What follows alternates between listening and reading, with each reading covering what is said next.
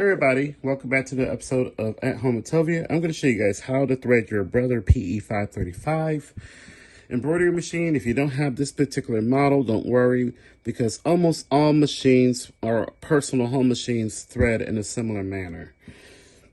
If you're new to my channel, please subscribe and hit the notification bell, and please hit the thumbs up, leave a comment, because that will really help me. So I have my thread here. Place the thread on top of the top spool holder. Now there's a cap that goes on top.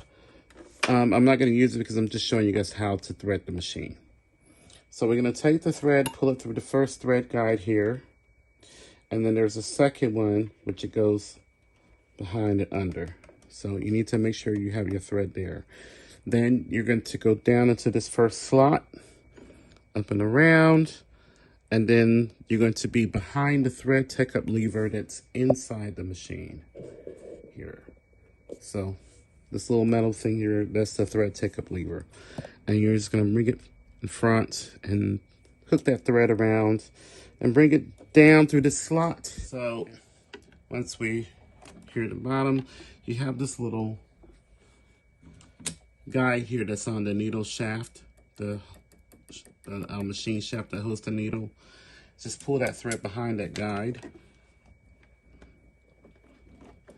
Once it's behind that guide, you're going to pull it up through this slot and then in between here and to the side. And if your thread's too long, you can use the needle, the thread cutter that's on the side of your machine. But once you have it through there, just push the button. It threads just like that.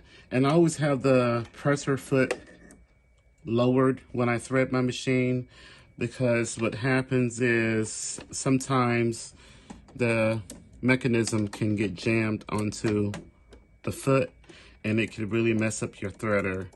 And I'm telling you this from experience. I just installed a new threader on my machine. So lower your presser foot to avoid all that. And that's how you thread the machine. Thanks for watching, and see you soon.